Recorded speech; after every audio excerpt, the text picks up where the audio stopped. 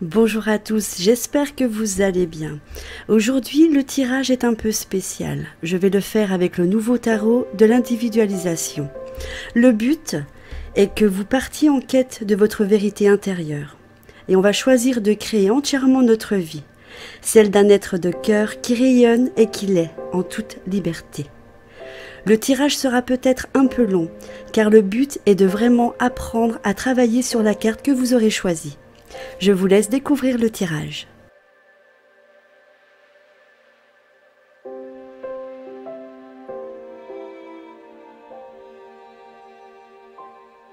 Je vous laisse choisir l'une des deux cartes en partant de la gauche.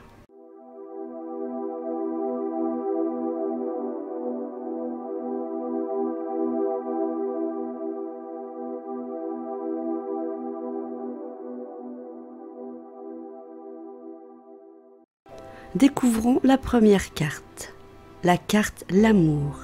Deuxième carte, l'héroïsme. Carte numéro 1, arcane numéro 6, l'amour. Seul l'amour importe, ouvrez-vous à votre âme céleste, afin que son amour inonde votre cœur et donnez-le sans limite. Description de la carte. Une jeune femme émerge d'une rose et distribue l'énergie d'amour qu'elle reçoit de la source au-dessus d'elle. Une colombe plane au-dessus d'elle. Le sujet. Le travail d'individualisation de l'amour vous aidera à pourfendre toutes les illusions concernant ce sujet. Il vous faut cependant accepter d'avoir pu vous laisser berner par votre entourage, les médias et tous ces prétendus spécialistes qui n'en savent pas plus que vous. Croire par exemple qu'il est essentiel de s'aimer soi-même davantage avant de pouvoir aimer autrui, que le mouvement Nouvel Âge prône à tout va, est une redoutable illusion significative de l'égoïsme qu'elle encourage chez ses adeptes. En fait, rien n'est plus faux. En premier lieu, il faut être capable d'aimer Dieu, ou qui le représente selon vos croyances.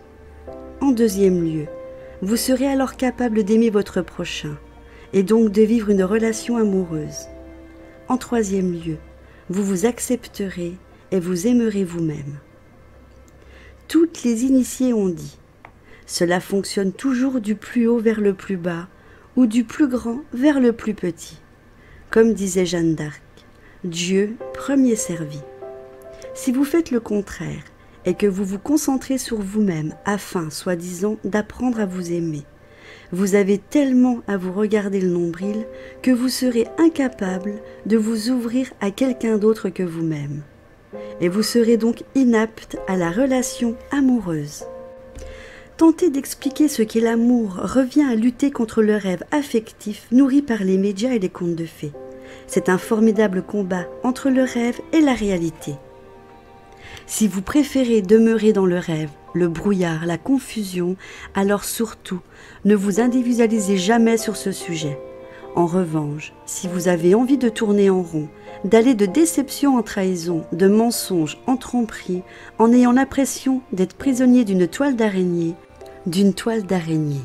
alors, vous individualiser sur ce sujet vous éclairera et vous permettra de cheminer vers plus de vérité, de liberté et d'ouverture de cœur.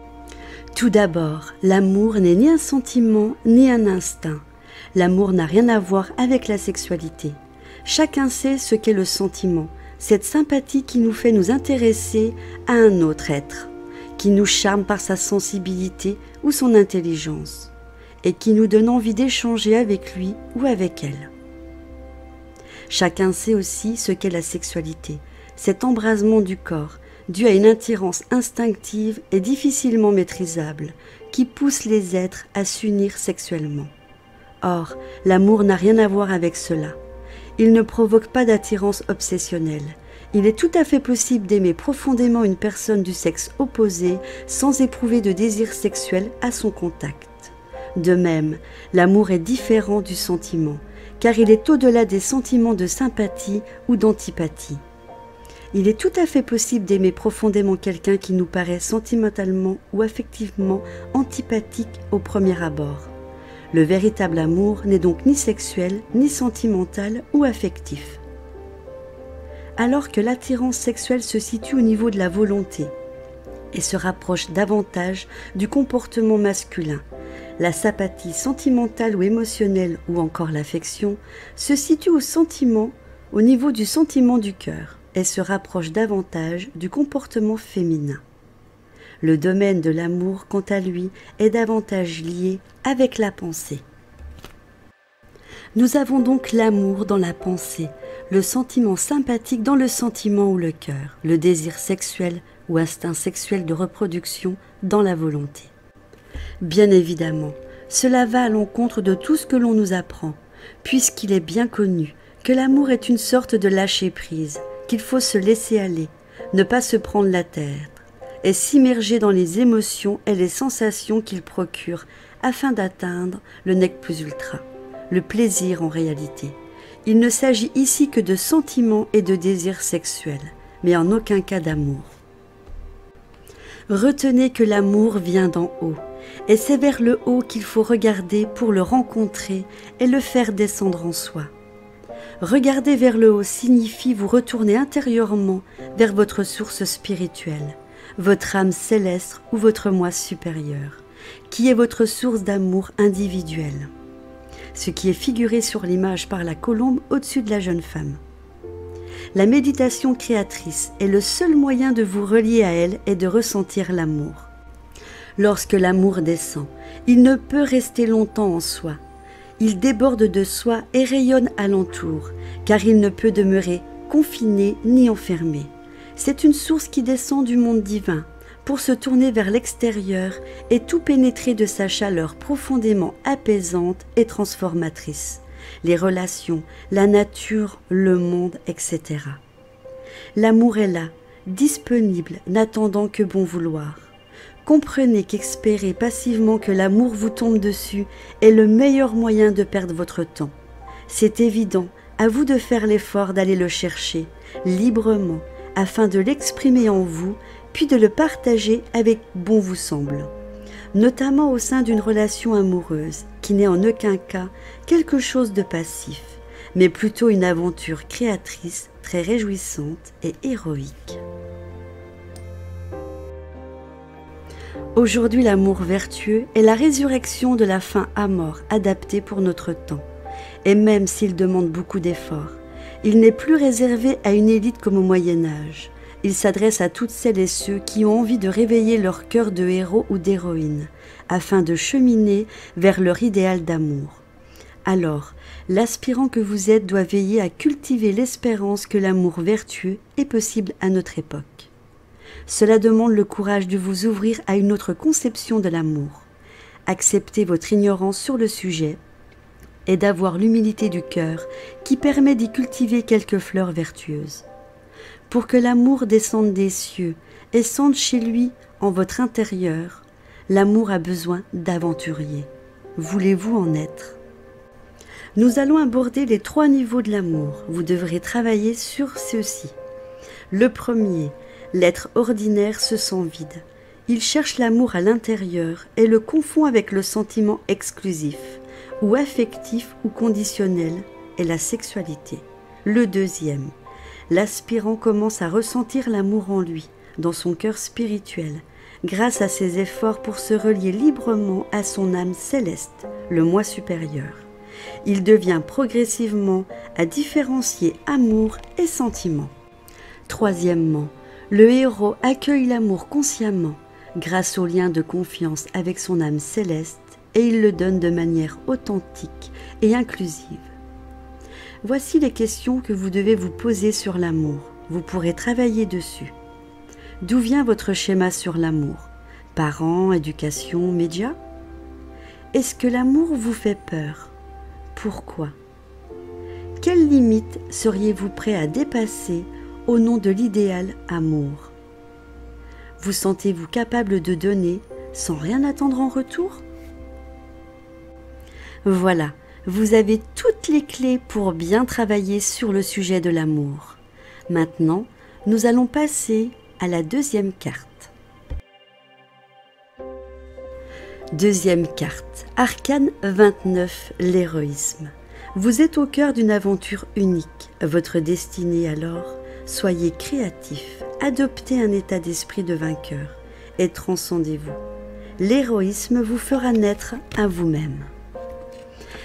Un homme, une épée à la main, marche vers le soleil. Derrière lui, sur son chemin, on aperçoit des obstacles écroulés et des êtres démoniaques vaincus. Rien ne peut l'arrêter. Voyons le sujet. Surpris, et oui, l'héroïsme n'est qu'un rêve ou un mot à la mode pour les adolescentes en quête de modèles. C'est aussi un sujet d'individualisation pour adultes. Tirer cette carte signifie que votre vision de l'héroïsme est incorrecte et que vous étouffez trop les forces héroïques qui sommeillent dans votre cœur. En somme, vous pourriez vous dépasser davantage et même vous étonner. Vous sentez un appel à faire sauter certaines limites dans votre vie, mais vous n'osez pas ou vous refusez trop souvent. Alors ces limites vous coincent dans les affres de la résignation. C'est pas possible, j'ai peur, j'ai pas la force, à quoi ça sert, je peux pas changer. C'est ce que nous appelons appartenir au camp des poules mouillées. Ainsi, cet arcane vous invite à faire sa peau à la vôtre, poule mouillée intérieure, parce qu'il vous empêche de vivre en héros. Vivre en héros ou en héroïne ne requiert pas forcément de vous faire piquer par une araignée radioactive, ni de sauver le monde en 24 heures chrono, ni de mourir sur un champ de bataille en martyr. L'héroïsme est un sujet à individualiser, il est à adapter à vous. Il serait dommage de croire que l'héroïsme est inaccessible, simplement parce que la vision que vous en avez est rattachée à des êtres exceptionnels, et que vous ne pourrez jamais faire comme eux. Forcément, de cette façon, vous allez vous retrouver dans l'échec avant même d'avoir compris ce dont il s'agit. Oui, l'héroïsme vous concerne. Il concerne d'ailleurs chacun de nous, car sans héroïsme, ni l'être humain, ni la terre n'auraient de futur. Pour faire preuve d'héroïsme, certaines bases sont requises. Tout d'abord, il faut vous connaître un minimum, à la fois au niveau des forces et aussi au niveau des lacunes ou des défauts que vous reconnaissez porter. Reconnaître vos forces est un exercice en soi. Il demande un retour sur vous-même, un bilan dans votre intériorité, du discernement et de la sincérité. Il favorise la confiance en vous, la dignité, ainsi que la conscience de qui vous êtes. Reconnaître vos faiblesses est aussi un exercice. Il demande lucidité, humilité, courage et humour, détachement, prise de hauteur pour ne pas vous dénigrer. Il aide à combattre l'illusion de rêver soi-même, ainsi que l'orgueil. Il permet de réveiller en soi la quête du perfectionnement. Sur cette base de connaissance de vos forces et vos faiblesses, vous pouvez ensuite déterminer quel idéal, quelle vertu, quel grand but vous tient le plus à cœur. Est-ce l'amour, la fraternité, la liberté, l'harmonie, la sagesse, la créativité, l'homme à la ressemblance de Dieu, la création d'un nouveau monde, etc. Ce doit être une force qui vous paraît vitale, qui vous touche, qui vous donne envie de vous lever, de vous battre. Elle doit être en résonance avec votre cœur. Peut-être constaterez-vous que parmi vos forces, une bonne partie est jugement en lien avec cet idéal, car c'est en fait ce que vous vivez, que vous avez déjà visé, dans certaines attitudes et actions sans forcément le savoir. De même, vous constaterez peut-être que vos faiblesses figurent certainement une fois dépassées. Elles vous permettront justement de vous rapprocher de votre idéal. Ainsi, il est important de découvrir quel est cet idéal auquel vous vous sentez lié au-delà de tout. Celui qui va donner de la force et du sens à la fois à qui vous êtes et aussi à tous les efforts à fournir pour avancer. En effet, éclairer qui vous êtes est important, mais si vous n'avez pas de but transcendant qui vous attire et qui vous appelle, alors rien ne vous pousse à avancer dans la vie. Aucun moteur. Si par contre vous trouvez que votre but est haut et vital, alors vous ressentirez une puissante volonté qui émergera et aussi un axe lumineux, c'est le chemin de l'espérance. Ainsi, l'héroïsme est une voie par laquelle l'aspirant développe et amplifie toujours davantage ces deux pôles, celui de la confiance en soi et celui de l'espérance. C'est pour cette raison que face à une situation nouvelle ou globalement dans sa vie, le leitmotiv du héros et l'héroïsme est « tout est possible ». C'est une expression vraie qui comble tout votre être. Et c'est possible dans le sens où il porte en lui des potentiels ou des possibilités qu'il a mis en lumière. Ainsi, il peut dire « oui, je peux, je dispose de certaines forces qui le permettent, je me sens solide grâce à elles ». Et aussi parce qu'il apprécie cet idéal qui anime son être. Ainsi, il peut dire « le chemin est ouvert devant moi, alors oui, je peux avancer. Il existe un sens et une certitude dans ma destinée, dans mon futur. » Celle qui est figurée par le grand soleil sur l'image. Si la voie du tout est possible commence à s'inscrire en vous, alors elle vous guidera ensuite progressivement sur le chemin de la victoire. La victoire sur quoi? Principalement sur vos peurs. En effet, ce qui vous maintient dans la cour des poules mouillées se résume souvent au fait de peur. En elle-même, la peur n'est pas négative, elle est plutôt considérée comme une réaction permettant de prendre conscience d'un danger. Par contre, si l'on ne fait pas preuve de courage pour la voir en face, alors cette lâcheté nourrit et amplifie la peur. Tout reste obscur et la peur, à la base neutre, se transforme en insécurité nuisible accompagnée de méfiance. Nous nous figeons, nous refusons d'avancer, car tout semble source de danger contre nous. Cela est fréquent malheureusement. Le remède est de remettre courageusement vos peurs en lumière et aussi de rassembler consciemment vos forces du « tout est possible ». Ceci constitue une flamme de courage au niveau de votre cœur spirituel et vous pousse vers des solutions concrètes permettant de vous confronter et transcender tout ce qui vous a peur. La raison essentielle est que la confiance et la dignité, acquises grâce à votre potentiel conscientisé, ainsi que votre vivre aspiration à l'idéal, favorisent le lien de votre âme céleste, votre moi supérieur qui est pur, source de victoire. Ce lien est le ressenti bienfaisant de son soutien et sa présence en vous, même ponctuelle, vous donne l'envie et le pouvoir de devenir davantage un héros dans votre vie. Tout cet ensemble est un processus héroïque qui peut paraître magique, mais il découle en fait que l'être humain est un être spirituel et qui est voué à vivre en héros. Ainsi, dès qu'il s'engage et fait les pas de bonne manière sur le chemin de la transcendance, il est encouragé à continuer, parce que c'est la voie de la révélation, parce que c'est la joie de sa révélation. Ainsi, l'héroïsme s'adapte à qui vous êtes, au but qui vous anime, et aussi aux peurs limites égotiques qui sont les vôtres. Il s'agit d'une stratégie tout à fait individualisée par laquelle vous exercez librement votre goût de l'effort, du dépassement et de l'amélioration sincère de vous-même. Pour l'aspect pratique, l'aventure héroïque, déjà citée, votre vie devient un terrain de conquête, de découverte, de nouvelles forces et de victoire sur vos limites contraignantes. L'héroïsme repose sur votre seule volonté, celle d'être libre, celle de prouver la grandeur de l'être humain que vous êtes, celle de puiser dans votre cœur les forces nécessaires pour que le bien soit victorieux en toutes circonstances, celle de semer l'espérance autour de vous par votre expérience de conquérant courageux, celle d'ouvrir les portes d'un futur sans limite, bâtir sur la valeur spirituelle qui permet la providence. L'héroïsme met du soleil dans votre vie, alors lancez-vous dans l'aventure. Voici les 3 niveaux de l'héroïsme. Premier, l'être ordinaire croit que l'héroïsme est pour les autres. Il vit dans ses peurs et se croit faible. Deuxièmement, l'aspirant apprend à connaître ses forces et ses faiblesses. Il découvre son idéal, il nourrit. Il fait preuve de courage, il ose se confronter à ses peurs. Il commence à avoir des victoires. Troisièmement, le héros est conscient de son lien à son âme. Il y puise sa force de transcendance. L'héroïsme, c'est l'aventure de sa vie. Voici les questions à vous poser sur l'héroïsme et sur lesquelles vous devez travailler. Pensez-vous que l'héroïsme vous concerne? Pourquoi? Connaissez-vous vos forces et vos faiblesses principales? Faites-en une liste.